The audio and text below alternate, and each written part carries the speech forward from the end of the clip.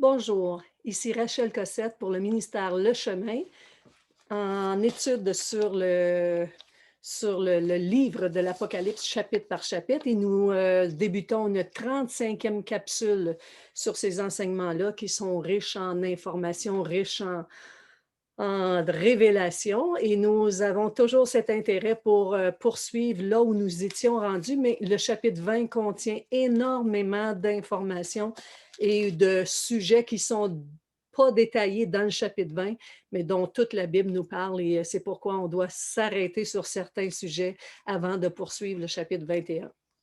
Nous sommes toujours dans la période du millénium et nous allons étudier encore quelques petits éléments de cette période cruciale que tous les chrétiens du monde entier s'attendent à vivre avec beaucoup d'empressement. Alors, on va se présenter devant notre Dieu avant toute chose pour qu'il nous donne sa sagesse et son intelligence pour nous ouvrir les yeux. Alors, Père, on est devant toi encore ce matin. On a besoin de toi, on a besoin de ta sagesse, de ta lumière sur les Écritures. Plonge, Seigneur, ton regard à l'intérieur de tes Écritures pour nous donner, à nous qui sommes présents devant toi, une lumière qui viendrait du ciel, qui viendrait éclairer ce dont nous avons besoin pour marcher ensemble aujourd'hui à travers ces écrits qui nous ont donné tellement de bénédictions jusqu'à présent. Amen. Alors, merci d'être avec nous. Encore une fois, je vous encourage à vous abonner à la chaîne afin de recevoir les petites notifications qui vous donnent accès à ces capsules à chaque fois qu'elles sortent. Normalement, une fois par semaine. Il y aura peut-être un temps de relâche là, dans quelques semaines pour la période de Noël. Nous sommes présentement en décembre 2020 et nous sommes toujours en période de pandémie mondiale et un vaccin est proposé dans les prochains mois, mais nous verrons là où ça va nous mener, mais nous croyons sincèrement que cela est un autre signe de la façon dont la mondialisation et la capture, si vous voulez, de la liberté humaine va s'estomper avec les années pour devenir un seul gouvernement mondial qui sera dirigé malheureusement par l'Antéchrist. Mais là, dans le millénium, nous verrons que ce ne sera plus l'Antéchrist qui va régner, mais au contraire, ce sera le Seigneur Jésus-Christ lui-même. Alors, on va faire une petite récapitulation là, du millénium dont on a parlé, dont on a lu beaucoup de passages bibliques. Il y en a beaucoup d'autres concernant ces événements-là. Mais c'est sûr qu'on ne peut pas tous les donner, mais on peut il y aura un cahier qui sera imprimé. À la fin de cette session, je vais retravailler toutes les capsules les unes après les autres et fabriquer, construire, bâtir un cahier qui comportera toutes les diapositives et les versets bibliques qui seront donnés, ainsi que toutes les recherches, le résultat de mes recherches qui seront à l'intérieur de ça.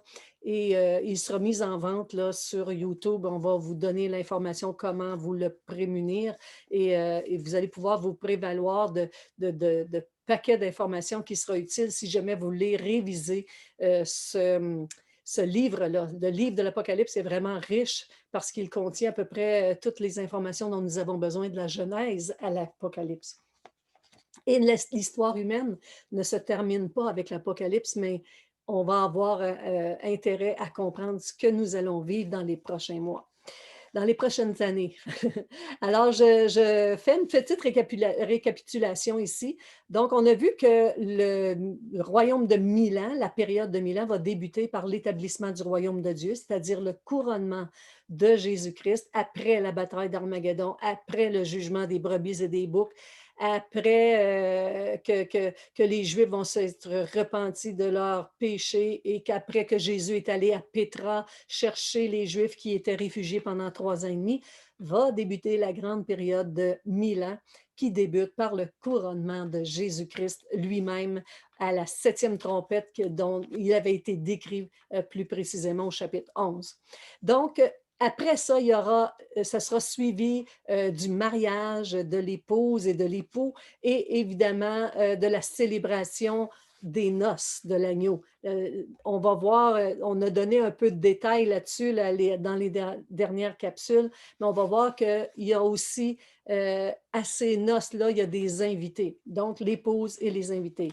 On a vu aussi le tribunal de Christ qui vient tout de suite après. Donc, une fois que l'épouse a été mariée par l'époux, une fois que le mariage a eu lieu, une fois que les noces ont été célébrées, on va assister au grand tribunal de Christ. C'est la distribution des récompenses, des règnes, des couronnes, des louanges, des gloires, et tout va être exposé pour tous ceux qui auront connu le Seigneur Jésus-Christ et qui se seront unis à lui par le salut, par le sang qui a été coulé sur la croix, dans le sang que nous avons voulu être pardonnés, et nous avons cru au sacrifice que Jésus a porté sur la croix pour le pardon de nos péchés. Voici que nous serons réunis là à cette période-là.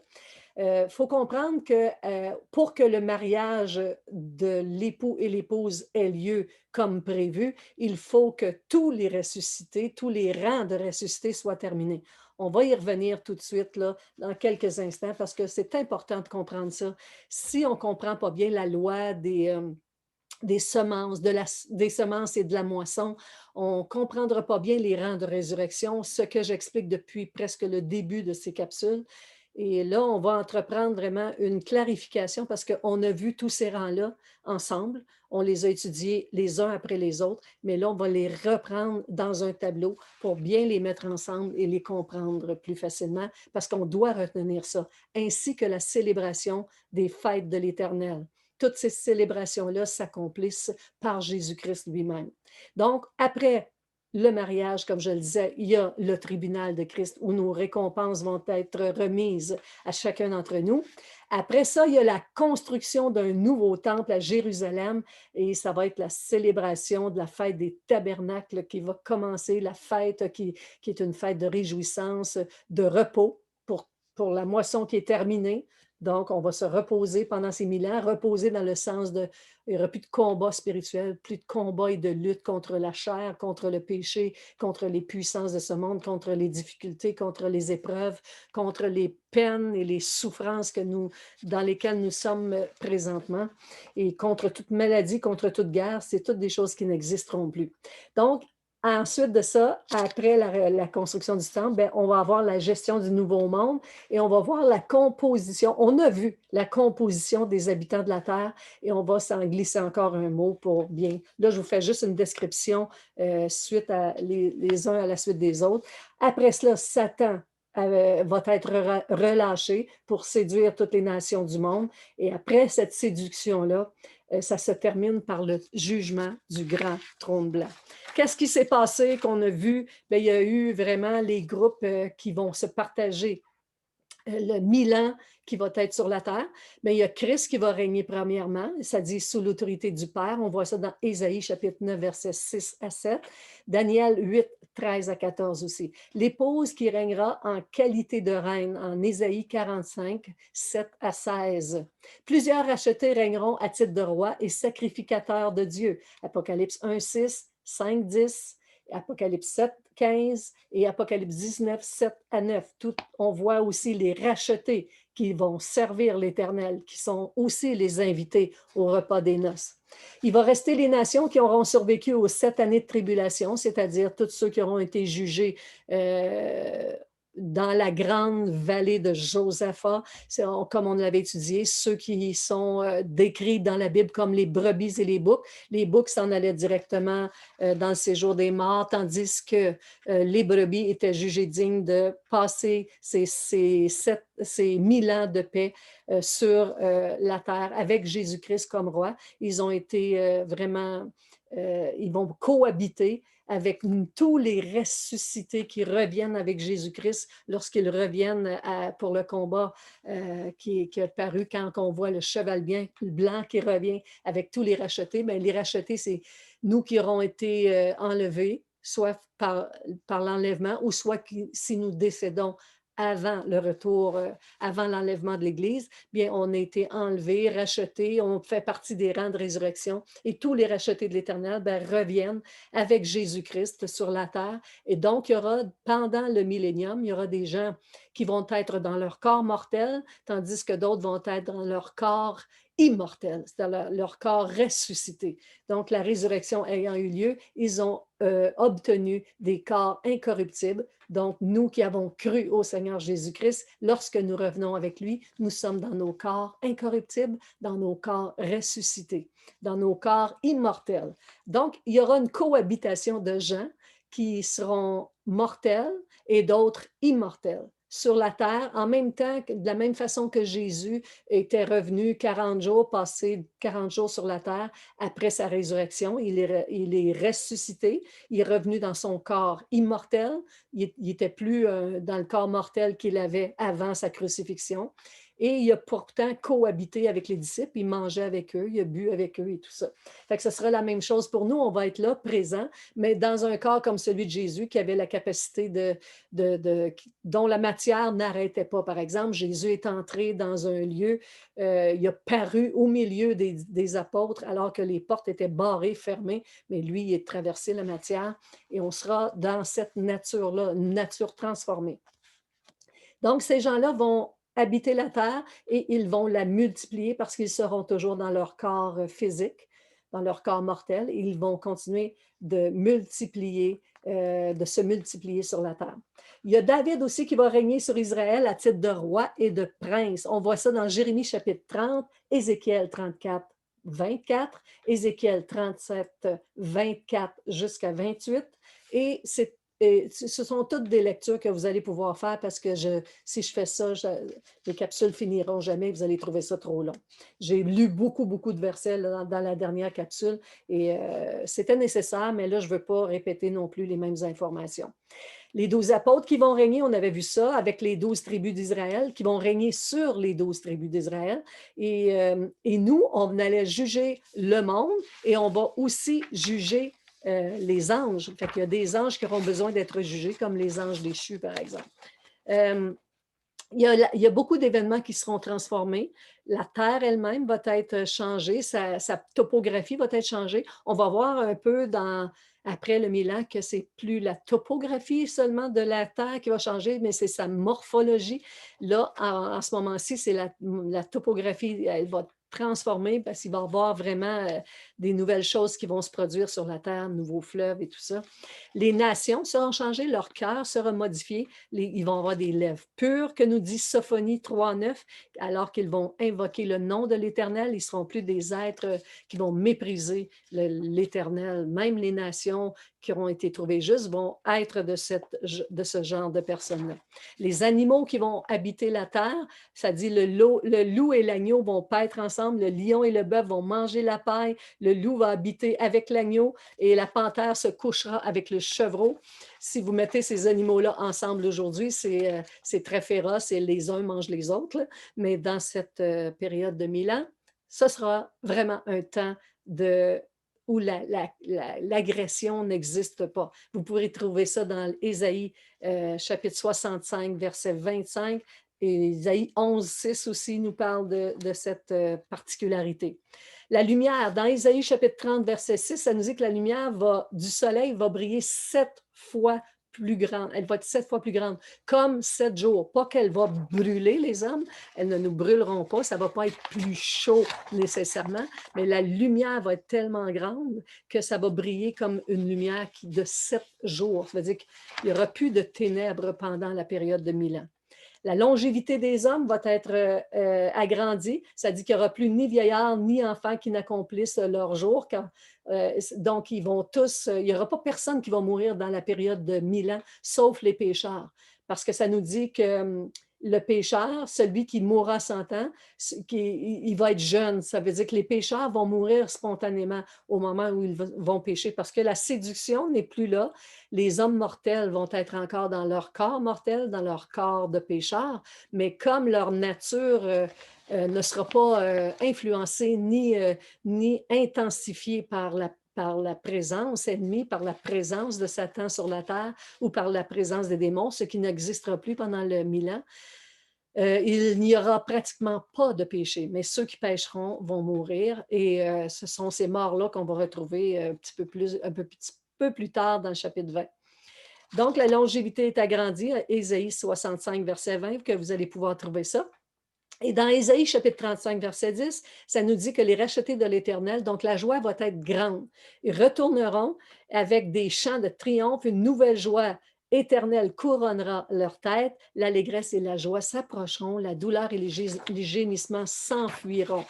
Il y a aussi la paix qui va régner. On a vu ça dans dans les derniers chapitres, que toute une paix qui va être là, même l'allégresse, les nations vont être d'un grand nombre, ça dit de joie, ça dit que les glaives n'existeront plus, les nations ne se tireront plus l'épée ni les uns sur les autres. C'est une grande paix, c'est la paix qui règne sur la terre.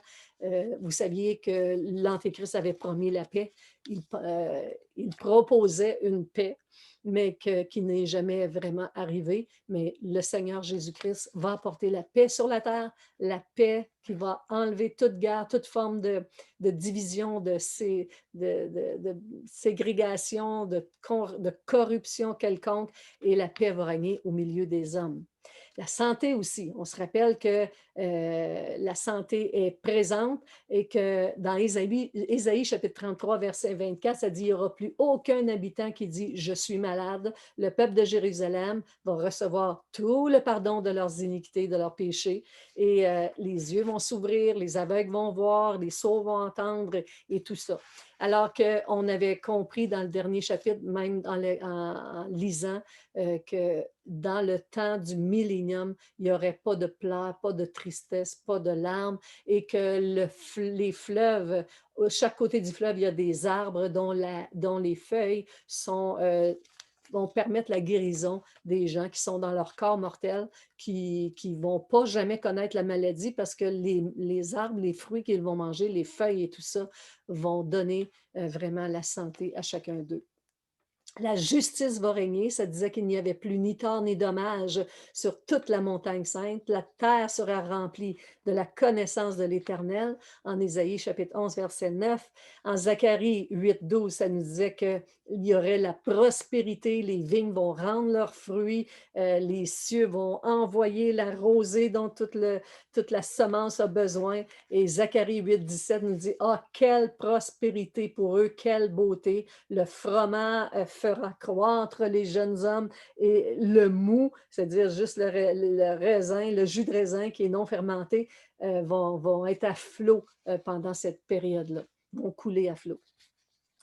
Et aussi, il y aura une grande fraternité, c'est-à-dire en Ésaïe chapitre 3, verset 10, ça dit, en ce jour-là, dit l'Éternel, vous inviterez les uns les autres sous le figuier ou sous la vigne. Ça dit qu'il y aura beaucoup de fraternisation. Les gens vont s'inviter les uns les autres, vont se dire, eh bien, on va se faire un petit rassemblement ensemble. Viens chez nous, viens à ton tour, viens sous le figuier. Et les gens s'inviteront. Ce sera un grand moment de fraternisation. Les gens vont s'aimer les uns les autres. Il y aura une présence continuelle de Dieu en Ésaïe 48, 35. Ça dit, dès ce jour, le nom de la ville sera Jéhovah Shammah, ça veut dire l'Éternel est ici. Jéhovah Shammah, qui veut dire l'Éternel est ici. Donc, Dieu habite parmi les hommes et on n'aura pas aucune distance avec Jésus-Christ lui-même. Un seul gouvernement, évidemment, qui sera dominé d'une mer à l'autre. Et nous pouvons voir ça dans Psaume 72, 8. Et que dans Daniel 2, 35, ça nous dit que la pierre qui avait frappé la statue devint une grande montagne qui a rempli toute la terre. Donc, ce règne-là va être sur tous les peuples, toutes les nations. Un seul gouvernement, mais dirigé cette fois-ci avec un bon dirigeant, c'est-à-dire le Seigneur Jésus lui-même. Jérusalem va devenir le siège social dans Michée 4, 1 à 2, et le nom de l'Éternel sera élevé. Dans Zacharie 14, 9, ça dit que le nom de l'Éternel sera le seul nom. Et vous vous souvenez, quand on récitait le Notre Père, on dit que ton règne vienne, que ton nom soit sanctifié et sur toute la terre, le nom de l'Éternel va être sanctifié. Ça veut dire qu'il n'y aura plus jamais de blasphème. Le nom de l'Éternel va être élevé à sa plus haute sainteté. Aucun blasphémateur n'osera prononcer quelque chose de mauvais sur le nom de l'Éternel. Il y aura aussi la Jérusalem qui va être élevée en Zacharie chapitre 14, verset 10. Jérusalem sera élevée et elle restera en place. Ça veut dire qu'il n'y aura plus personne qui va attaquer Jérusalem. Elle va rester à sa place et elle sera élevée en dignité. Et tous les peuples comprendront que Jérusalem est le siège de tout l'amour de Dieu qui a déversé sur son peuple. Il y aura aussi une nouvelle rivière, comme on l'avait dit dans Zacharie 14, 8. Et il y aura un nouveau temple dans Zacharie chapitre 6, verset 12. Ça nous dit qui construira ce temple. Ça dit celui qui le construira est dont le nom est Germe, et il bâtira le temple de l'Éternel. On sait que le germe qui vient de Jacob, le germe juste que nous dit Jérémie, par exemple, dans le chapitre 23, c'est Jéhovah lui-même, c'est Jésus lui-même, c'est Dieu lui-même qui va bâtir le temple. Il y aura une grande autoroute en Ésaïe, chapitre 19, verset 23. Voyez tous les changements qui seront pratiqués dans cette période de 1000 ans tant attendue, et qui nous fera vivre enfin des moments purs et saints et dont nous aimerions que tous nos proches puissent aller, parce que ce sera comme le paradis terrestre. Vous savez que l'Éden de Dieu, le jardin d'Éden que Dieu avait planifié pour Adam et Ève, ce sera ça, le millénium. Ce sera le jardin de Dieu. Ce sera l'Éden qui avait été proposé par Dieu pour les hommes qui étaient immortels à ce moment-là. Mais pour maintenant, il va donner à l'homme l'accès à autant de beauté et autant de restauration de la terre.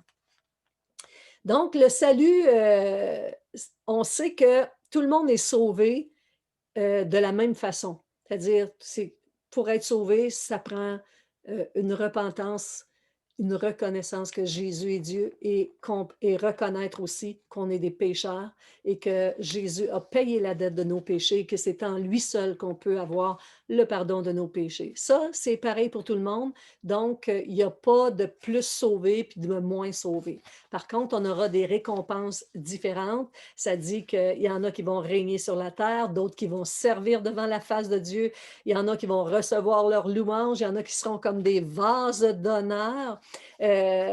Moïse même avait dit que lorsqu'il regardait, imaginez Moïse, avant même que Christ revienne, voyez ce que ça dit dans Hébreux chapitre 11, verset 26, ça dit qu'il regardait l'opprobre de Christ comme une richesse plus grande que tous les trésors d'Égypte, car il avait les yeux fixés sur la rémunération, sur la récompense.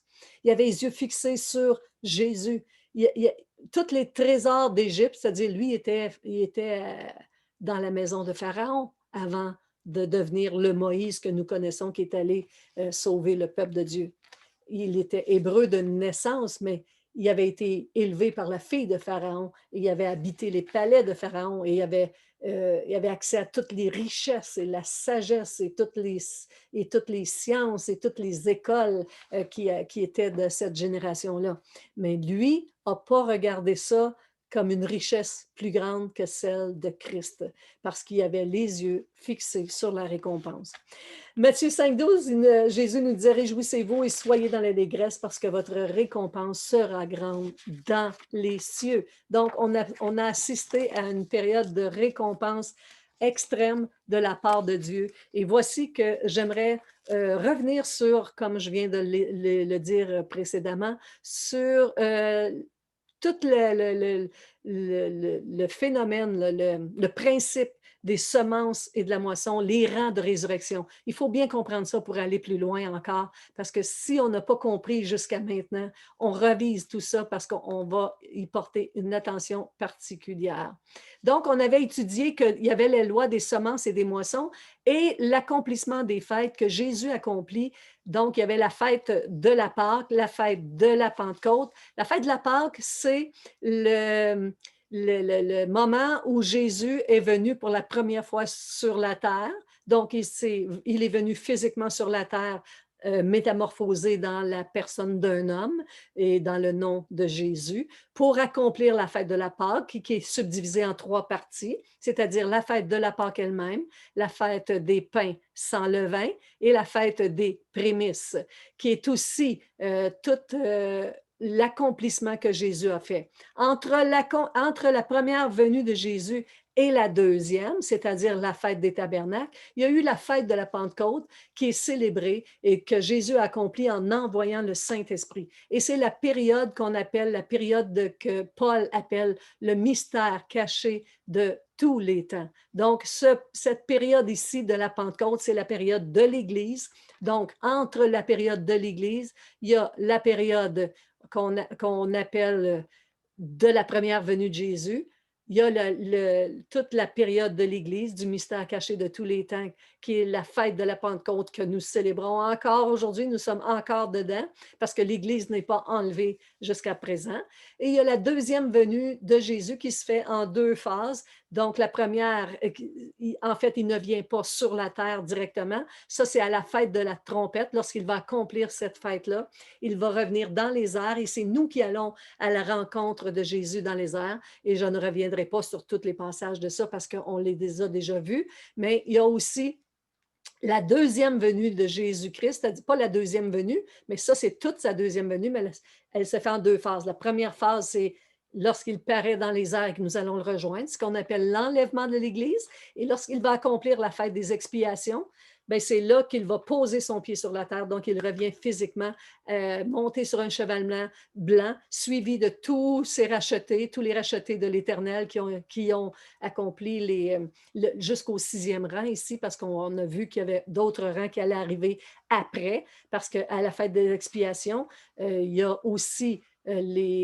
après la fête, on va célébrer la fête des tabernacles. Mais à l'expiation, tout de suite après que les Juifs se seront repentis, ici, ça va être le début du millénium, là, ça va être la dernière partie de l'accomplissement des fêtes de l'Éternel, juste la fête des tabernacles. Donc, première apparition de Jésus, c'est dans les airs, lorsqu'il va revenir. Il revient ensuite, 7 ans plus tard, poser son pied sur la terre. Et ensuite de ça, il y a le jugement ici des brebis et des boucs. C'est là qu'on voit aussi, après la guerre d'Armageddon, là, il va récupérer les Juifs qui étaient à Pétra et tout ça. Puis après, on va entrer dans la période du millénium, qui est la fête des tabernacles que nous pouvons ici. Donc, la loi des semences et de la moisson, ça, c'est les rangs de résurrection que je vous ai mis en plus gros plan ici pour que vous soyez capable de bien suivre. À l'époque de l'orge, qui est au printemps, on a tous les rangs de résurrection qui nous sont expliqués par rapport aux produits de la terre. Vous savez que les Juifs étaient des fabricants de briques et lorsqu'ils sont entrés dans la terre qui avait été promise par Dieu à Abraham, bien, ils sont entrés dans la terre de Canaan. Alors, ils ont dû apprendre à semer, à cultiver la terre et apprendre la loi des semences et des moissons. Donc, on a plus toute cette description-là des semences, de l'orge, par exemple, qui est au printemps, du blé qui est en été. À l'automne, on récolte les derniers fruits. Et ensuite, une période de glanage qui s'appelle... c'est un principe qui est enseigné dans la Bible qu'on laissait des produits de notre récolte.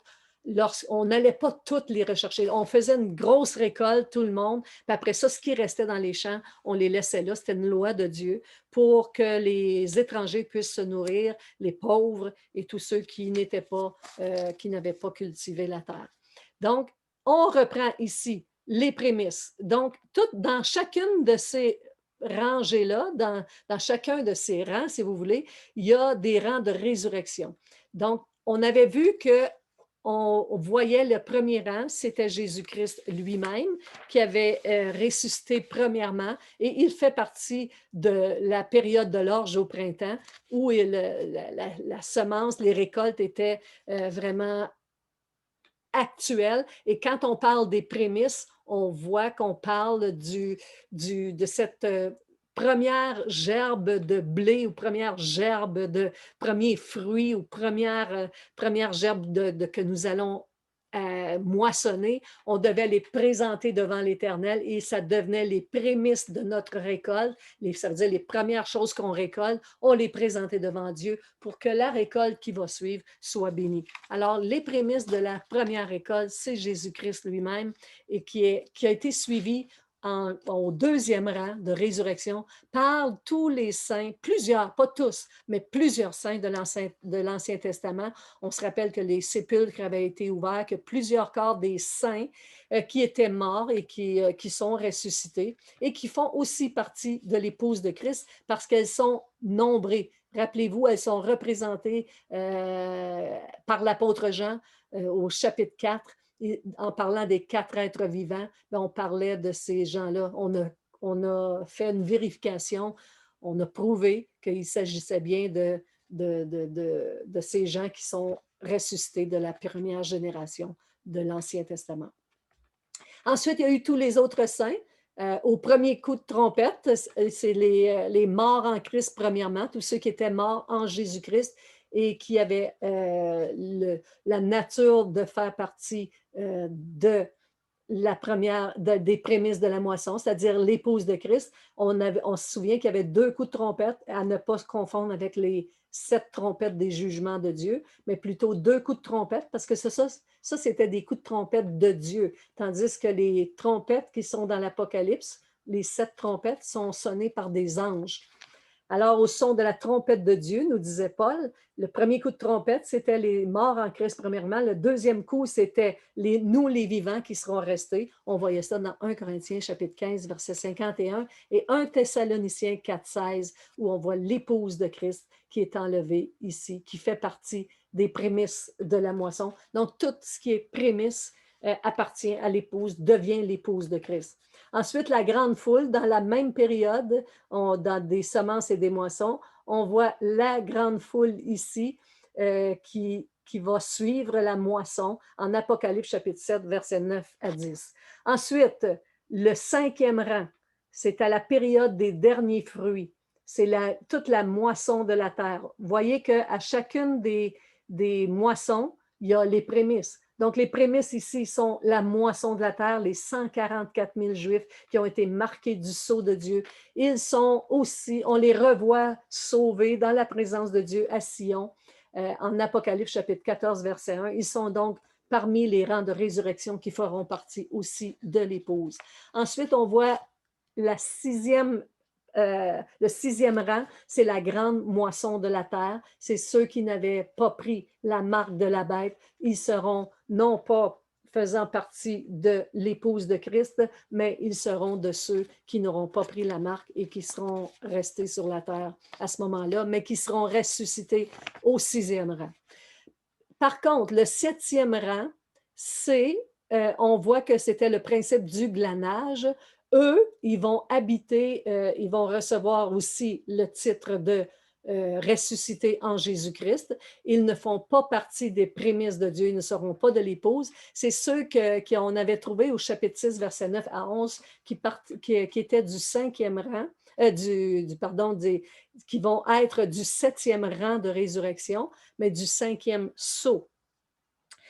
On avait vu que ces gens-là avaient été martyrs, ils avaient accepté de mourir pour le nom de Jésus-Christ, mais qu'ils avaient été gardés jusqu'à temps que tous leurs frères viennent dans les rangs de résurrection que Jésus nous enseigne par sa parole. Donc, finalement, ces gens-là, il leur fut dit de se tenir en repos jusqu'à ce que soit complet le nombre de leurs compagnons de service et de leurs frères qui mis à mort comme eux. C'est après que Jésus a posé le pied sur le mont des Oliviers et qu'il va ramener ce groupe de personnes-là qui avait été gardé dans le chapitre 6, jusqu'à temps que le nombre de leurs frères soit mis à mort comme eux. Toutes ces choses sont très intéressantes. Donc là, on va assister à la fin de la première résurrection. Donc, en Apocalypse chapitre 20, verset 5, ça nous dit que les autres morts ne revinrent point à la vie jusqu'à ce que les 1000 ans soient passés. Et on nous confirme à ce moment-là, c'est la première résurrection. Donc, c'est terminé. Les rangs de résurrection sont terminés. C'est pourquoi qu'après ça, il y aura la possibilité que le mariage ait lieu. Parce que si le mariage avait lieu pendant les 7 années de tribulation, bien, il y aurait des gens qui ne seraient pas encore ressuscités et qui ne pourraient pas participer, donc ça ne marcherait pas. Fait qu'il faut suivre vraiment la compréhension des rangs de résurrection pour qu'on sache quand le dernier, le groupe de rachetés arrive, là, on peut avoir le mariage de l'époux avec l'épouse. Vient ensuite le jugement du grand trône blanc. Ça dit le ciel et la terre s'enfuirent devant la face de celui qui était assis. Ils s'enfuirent. Ils n'ont pas été détruits, ça a été enfui. Ça veut dire que le grand trône blanc, c'est un jugement qui va donner aux hommes d'être complètement dans le vide. Et ils vont sentir là, qu'ils n'ont plus rien qui les tient devant la face de Dieu. Il n'y a plus rien qui leur porte secours. Ils viennent de plusieurs endroits. Regardez que premièrement, il faut comprendre aussi que la première résurrection, c'était celle de tous les saints, ça veut dire tous ceux qui sont ressuscités avec Jésus-Christ, qui vont passer l'éternité avec lui. La deuxième résurrection, c'est celle des injustes. Ça nous dit que les morts, grands et petits, se tenaient devant le grand trône blanc. Des livres et le livre des vies furent ouverts. Ça nous dit ça au verset 12. Donc, les morts, grands et petits, c'est ceux qui viennent du Milan. Ces morts-là, c'est-à-dire ceux qui ont commis des péchés malgré le fait qu'il n'y avait pas d'influence diabolique pour les conduire au péché. Rappelez-vous tantôt ce qu'on a lu dans Ésaïe, ça nous disait que celui qui va mourir à 100 ans, ben, il va être jeune, mais c'est le péché. C'est toujours le salaire du péché, c'est la mort. Donc, s'ils meurent, c'est parce qu'ils ont péché. On connaît ça de la parole de Dieu. Donc, les morts grands et petits se tenaient devant le grand trône blanc. Les livres de leur vie, c'est les livres de leur vie qui ont été ouverts. Tout ce qu'ils ont fait, tout ce qu'ils ont pensé, cru, tout ce qu'ils auraient dû faire qu'ils n'ont pas fait, toutes les pensées de leur cœur vont être révélées et ils vont comparaître et les livres vont être ouverts. Et même en plus, le livre de vie va être aussi ouvert pour qu'ils puissent constater que leur nom n'est pas là. Alors, ils vont avoir perdu la chance qu'ils avaient de se repentir de leurs péchés et de connaître le Fils de Dieu. Ça dit que la mer et le séjour des morts. Le séjour des morts, la mer et le séjour des morts rendirent les morts qui étaient en eux afin d'être jugés selon leurs œuvres. Il faut bien comprendre que le séjour des morts, on va apprendre ça, je vais donner une leçon là-dessus sur le séjour des morts. Il y a 2 parties au séjour des morts. Il y avait la partie enfer et la partie qui s'appelait paradis, qui s'appelle toujours paradis. Mais le côté paradis est complètement vide parce que tous les rachetés de l'Éternel sont ressuscités. Il n'y a plus personne là-dedans depuis 1000 ans. Et là, on va vider la partie enfer, c'est-à-dire tous ceux qui viennent du séjour des morts du côté enfer vont vraiment se présenter et vont être jugés d'après leurs œuvres, en Apocalypse chapitre 20, verset 13. La mort et le séjour des morts, une fois qu'ils ont été jugés, la mort et le séjour des morts vont être jetés dans les temps de feu. Ça veut dire que tous ceux-là s'en vont dans les temps de feu. Puis ça, c'est la seconde mort. Donc, ça fait partie de la deuxième résurrection. La deuxième résurrection, il n'y a pas de rang comme tel. C'est vraiment un seul bloc de personnes qui va être jugé devant le grand trône blanc. Et ça dit que la mort et le séjour des morts vont être jetés dans les temps de feu, puis que la mort elle-même va être jetée dans les temps de feu. Donc ici, on assiste à la fin de la deuxième résurrection. C'est la fin de la mort, puis c'est la fin aussi du péché. Ce que nous dit 1 Corinthiens 15, versets 25 à 26, ça nous dit « Car il faut qu'il règne jusqu'à ce qu'il ait mis tous ses ennemis sous ses pieds. » Donc, les ennemis de Dieu étaient aussi nos ennemis. Donc, il a tout mis sous ses pieds. Le dernier ennemi qui restait, c'était la mort, et présentement, elle n'est plus. Ça dit, le dernier qui sera détruit, c'est la mort au verset 14. Donc, on va regarder encore un peu ensemble ce qui nous a été dit par rapport à tout ça. Donc, si on fait une petite révision globale de ce qu'on vient d'entreprendre, On a su qu'au début du 1000 ans, il y avait l'Antéchrist et le faux prophète qui avait été jeté dans les temps de feu. Ça, c'était juste, en fait, avant le début du millénium. Eux autres, ils avaient été mis dans les temps de feu et ils ne s'en sortent pas. Maintenant, Satan, lui, il n'avait par contre pas été jugé encore pour l'éternité. Il avait été placé en prison, c'est-à-dire lié dans l'abîme. L'abîme, c'est le séjour des morts. Fait qu'il est allé retrouver tous ceux qui l'ont suivi pendant leur vivant, en fait. Et on va lire un passage tantôt très intéressant par rapport à ça. Mais je veux juste continuer les étapes ici, puis revenir sur ce point-là dans quelques instants. Ensuite, Satan a été relâché pour séduire les nations. Fait que 1000 ans plus tard, on le relâche. Il va séduire les nations qui auront repeuplé la terre dans leur corps mortel. Il va les séduire. Pourquoi? Pourquoi Dieu fait ça? Mais parce que faut qu'il soit juste. Parce que nous qui avons habité la terre jusqu'à la période des tribulations, avant la période de millénium, on avait eu un test de foi à passer. Nous devions placer notre foi en Jésus-Christ pour le pardon de nos péchés et obtenir le salut de Dieu gratuitement. Maintenant, eux, ils vont avoir leur test de foi aussi parce qu'ils pourront être séduits pour voir s'ils se tourneront vers le diable qui les attire ou vers l'Éternel qui est présent au milieu d'eux. Ça dit qu'il y a des milliards de personnes nées pendant le millénium n'auront que le récit de l'histoire du sacrifice de Jésus et de son ministère de prophète et de sacrificateur. En fait, eux, ils vont dans une période où ils vont entendre parler de Jésus, pas comme un Jésus qui doit revenir, mais comme un Jésus qui est revenu d'une période où il était parti pendant longtemps, mais eux, ils vont l'avoir dans leur vie tous les jours. Ils vont avoir connu que Christ vit sur la terre avec eux.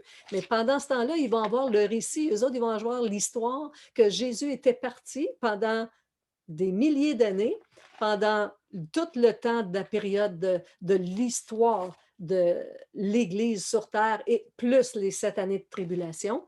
Ils vont comprendre que à ce moment-là, Jésus avait eu un rôle de prophète pendant qu'il était sur la terre. Il a eu un rôle de sacrificateur pendant qu'il est parti au ciel. Et maintenant, il est revenu dans son rôle de roi, de Dieu qui règne complètement avec toute l'autorité et toute la sagesse qu'il possède. Dans son rôle de roi, ils vont l'avoir connu. Mais pour les autres rôles dans lesquels il a joué, ce ne sera qu'un récit de l'histoire qu'ils auront devant eux. Donc, il y aura pour eux une dernière séduction et ça va entraîner énormément de personnes, malheureusement. Cette fois, les nations des 4 coins de la terre seront assemblées sous l'effigie de Gog et Magog, tout simplement, c'est sa signification qui veut dire une grande multitude. Donc, ils vont être rassemblés des 4 coins de la terre, ça veut dire qu'ils vont même sortir, ils vont même se mettre sur la terre. Tous les individus qui seront impliqués dans cette révolte seront dévorés et coupés de la présence de Dieu pour l'éternité. Ça veut dire qu'ils seront aussi dans les temps de feu avec les gens qui les ont précédés. Fait qu'ils ne seront plus dans le séjour des morts, mais bien dans les temps de feu. Regardons ici ensemble ce que je vais vous montrer pour que vous ayez accès à ceci. Fait que pendant que Satan était dans le séjour des morts, il a passé 1000 ans, là, et il y avait beaucoup de monde dans le séjour des morts avant le grand jugement du trône blanc. Avant que Satan soit relâché, il y a eu le jugement du grand trône. Il va y avoir le jugement du grand trône blanc. Mais ici, avant ça, pendant que Satan est dans le séjour des morts, regardons ensemble dans nos Bibles ce qui nous est dit par rapport à ça. Fait qu'on va aller dans Ésaïe chapitre 14. Et vous allez pouvoir suivre avec moi parce que c'est quand même plusieurs versets et ce serait bien que vous preniez vos Bibles au chapitre 14 d'Ésaïe. On va débuter au chapitre 5. Un petit peu avant, ça nous dit, ben quoi? Le tyran n'est plus? L'oppression a cessé? Les gens du séjour des morts, voici ce qu'ils diront, voyant arriver Satan lié pour 1000 ans avec eux dans ce séjour des morts. Voici ce qu'ils disent. Et quoi? Le tyran n'est plus, l'oppression n'est plus, ça n'existe plus? L'Éternel a brisé le bâton des méchants, la verge des dominateurs. Celui qui, dans sa fureur, frappait les peuples par des coups sans relâche, celui qui, dans sa colère, subjuguait les nations et poursuivait sans ménagement toute la terre, est maintenant poursuivi sans ménagement. Pardon pour ma lecture. Fait qu'on parle ici de Satan qui a frappé et sans relâche toutes les nations. Il est maintenant poursuivi sans ménagement. Toute la terre jouit du repos et de la paix. On éclate en chants d'allégresse. Le cyprès, même les cèdres du Liban se réjouissent de ta chute. Depuis que tu es tombé, personne ne monte pour nous abattre. Le séjour des morts s'émeut jusque dans ses profondeurs pour accueillir et pour t'accueillir et accueillir ton arrivée. Il réveille devant toi les ombres, tous les grands de la terre. Il fait lever de leur trône tous les rois des nations et tous prennent la parole pour te dire, voici ce qu'ils diront. Toi aussi, tu es sans force, comme nous, parce que eux, ils avaient cru qu'ils suivaient un maître plein de puissance. Ceux qui, de notre génération ou de nos jours, ou ceux qui nous ont précédés, qui disent, moi, mon chum, c'est Satan, c'est mon chum, puis on va se réjouir avec lui dans l'enfer, on va prendre une bière. Bien, voyez qui est celui que vous avez suivi. Il dit, tu es devenu semblable à nous. Ta magnificence est descendue dans le séjour des morts avec le son des luttes. Sans toi est une couche de verre et les vers sont à ta couverture. Et te voilà tombé du ciel, toi, astre brillant, fils de l'aurore. Tu es abattu à terre, toi, le vainqueur des nations. Tu disais en ton cœur, je monterai au ciel et j'élèverai mon trône au-dessus des étoiles de Dieu. Je m'assiérai sur la montagne de l'assemblée, à l'extrémité du septentrion, je monterai sur le sommet des nues et je serai semblable au Très-Haut. Mais tu as été précipité dans le séjour des morts, dans les profondeurs de la fosse. Ceux qui te voient fixent sur toi leur regard. Ils te considèrent attentivement et est-ce là l'homme qui faisait trembler la terre? Est-ce toi qui faisais trembler les royaumes, qui ébranlait les royaumes? Est-ce toi qui as réduit le monde en désert, qui ravageait les villes et qui ne relâchait point ses prisonniers? C'est toi, ça? Tous les rois des nations, oui, tous, reposent avec honneur, chacun dans son tombeau. Mais toi, tu as été jeté loin de ton sépulcre, loin de la face de Dieu. Et comme un rameau qu'on dédaigne, comme une dépouille de gens tués à coups d'épée et précipité sur les pierres et d'une fosse, comme un cadavre foulé aux pieds, tu n'es pas réuni à ceux dans le sépulcre car tu as détruit ton pays, et etc., et etc., et etc. Il faut voir ce que nous disent l'abondance de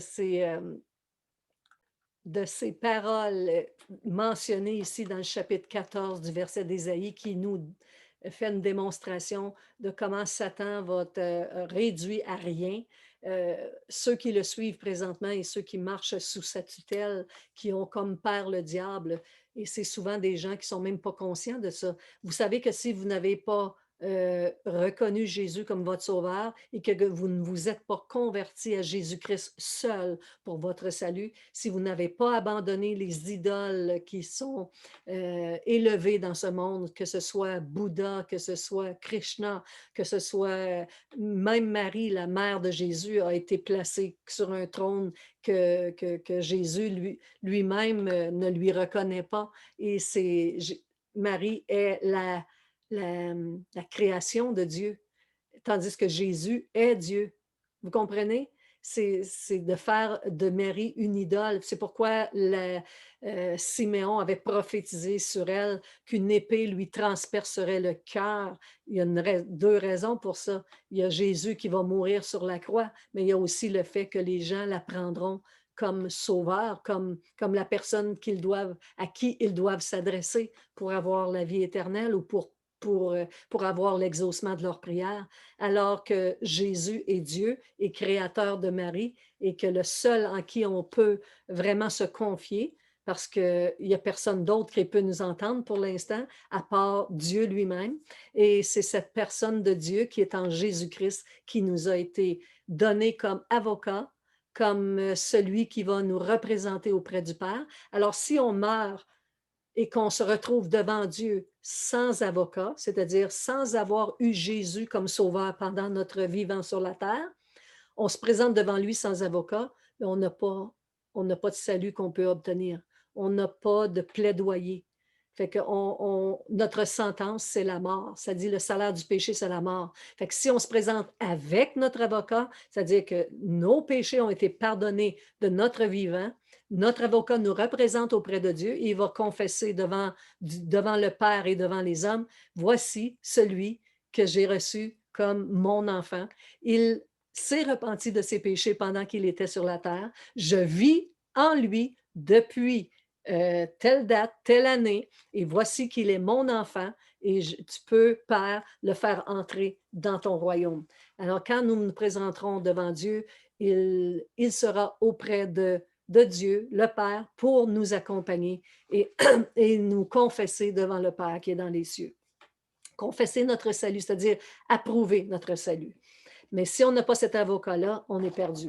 Donc, les gens qui vont se retrouver perdus, c'est-à-dire ceux qui vont être dans le séjour des morts et qui ne participeront pas au rang de résurrection que nous avons exposé précédemment, vont faire partie de tout ce séjour des morts qui vont être rendus, placés dans le vide lorsque la terre et le ciel se dérouleront et qui vont être, c'est-à-dire enfuis devant la face de Dieu. Ils vont être placés là devant un seul, imaginez la scène où est-ce qu'on n'a plus de place pour poser nos pieds et qu'il y a un grand trône sur lequel, le trône est blanc de clarté, de lumière et sur lequel est assis l'ancien des jours, celui qui va vraiment juger, les livres de leur vie vont être ouverts, ils vont être jugés d'après les œuvres qu'ils ont faites, tout va être exposé, ça veut dire si vous avez menti à votre prochain, à votre ami pendant tout le temps qu'il était avec vous sur terre, bien là, ça va être révélé là. Tous les mensonges, toutes les corruptions, tous les crimes vont être révélés à ce trône blanc. Et je ne voudrais pas, je serais très gênée que toutes mes pensées intérieures soient exposées à la face du monde. C'est pourquoi je préfère être sauvée présentement, accepter Jésus-Christ, qu'il a payé la dette de mes péchés, porter la croix. Ça dit l'opprobre de la croix. On porte avec Jésus-Christ l'opprobre, ça veut dire la honte. Les gens ils ont honte de nous, mais Dieu n'a pas honte de nous. Mais nous, on est fiers d'appartenir à Jésus-Christ, mais les gens ont honte de nous qui avons ce témoignage de Jésus. Alors, c'est lorsque ces gens-là seront retirés du séjour des morts, mais ce sera pour la condamnation éternelle. Leurs livres vont être exposés pour prouver qu'ils ont péché. Ça va même être présenté devant Dieu toutes les fois où quelqu'un a voulu vous parler de Jésus, puis que vous ne l'avez pas écouté.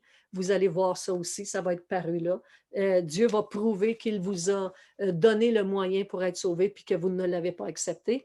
Et les gens qui auront cette distinction-là, c'est-à-dire la distinction de la mort, vont être placés dans la seconde mort, c'est-à-dire la mort qui va être éternelle dans l'étang de feu avec le diable, effectivement, le faux prophète, l'antéchrist et tous ceux-là qui seront dans l'étang de feu. Maintenant, ils vont être jugés selon leurs œuvres parce que il y a des rangs, pas des rangs, mais des punitions différentes pour les gens qui seront séparés de Dieu et dans les temps de feu pour l'éternité.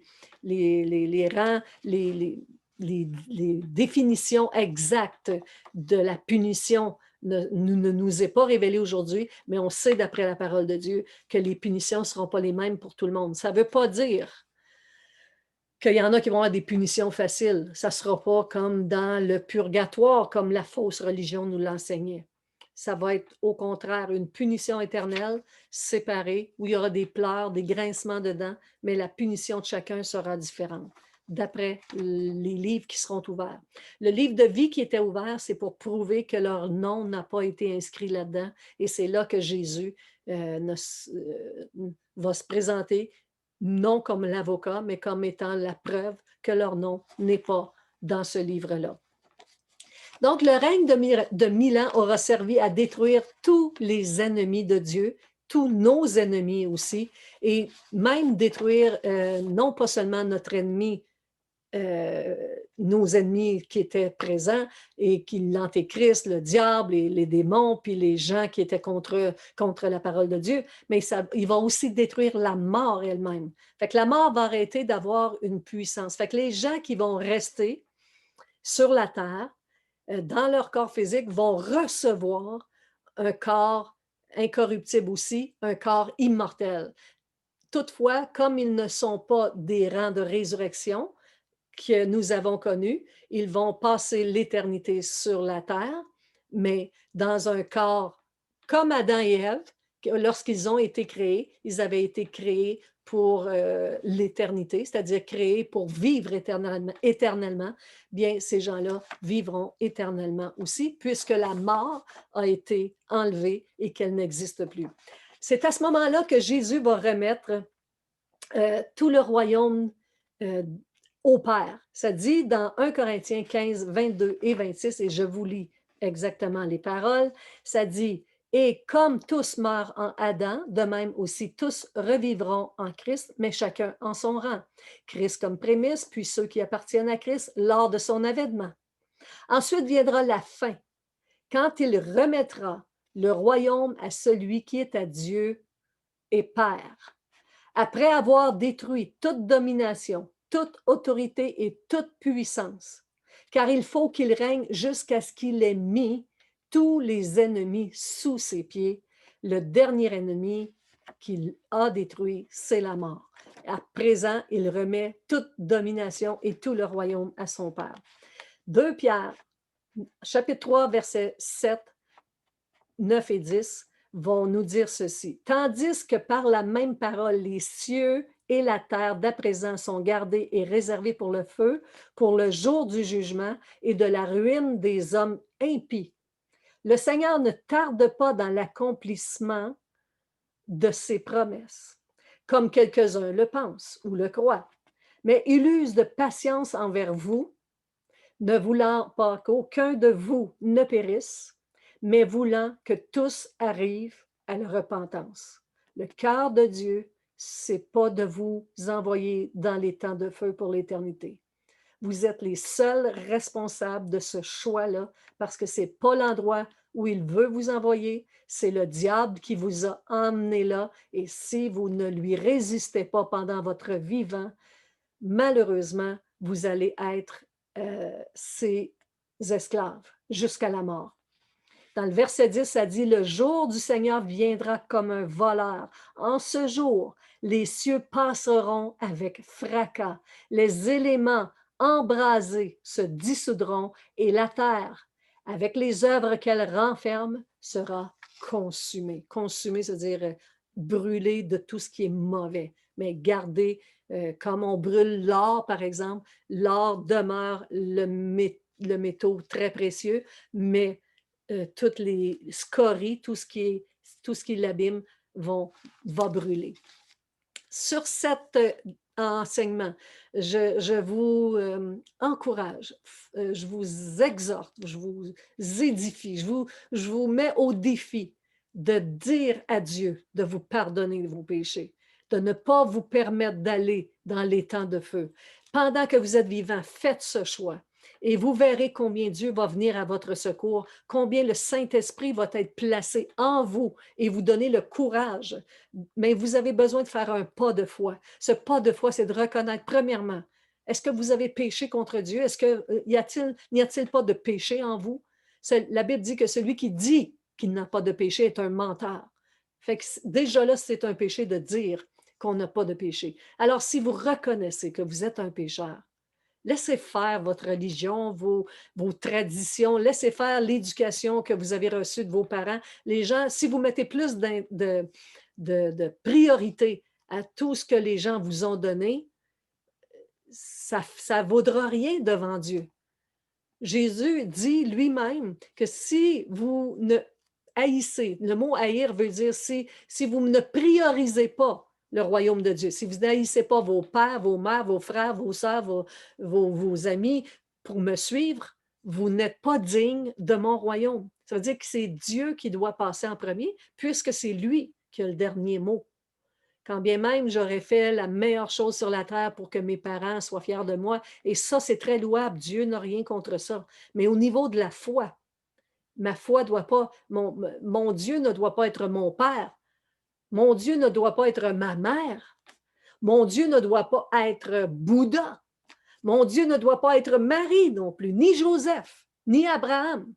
Mon Dieu doit être celui qui a sacrifié sa vie, qui était Dieu dans la félicité céleste et qui s'est métamorphosé en homme, changé dans la métamorphose d'un homme. Il s'est mis dans la nature humaine. Il s'est fabriqué lui-même comme sa fabrication, comme sa conception. Il est venu comme un homme, lui qui est Dieu. Alors, ce nom, c'est Jésus. Ma foi doit être en Jésus seul. Pas d'autres personnages. En Jésus seul. Voilà ce que la Bible enseigne. Et le salut, c'est-à-dire la rédemption, le fait d'aller au ciel, c'est gratuit, ça ne peut pas se mériter. Vous n'avez qu'à accepter Jésus comme votre sauveur et Seigneur de votre cœur. Prenez part à la première résurrection. Ça dit heureux et sages sont ceux qui, et bénis sont ceux qui prendront part à la première résurrection. Sur ces paroles, je vous laisse et on se retrouve dans une autre capsule pour encore plus d'enseignements sur plusieurs sujets.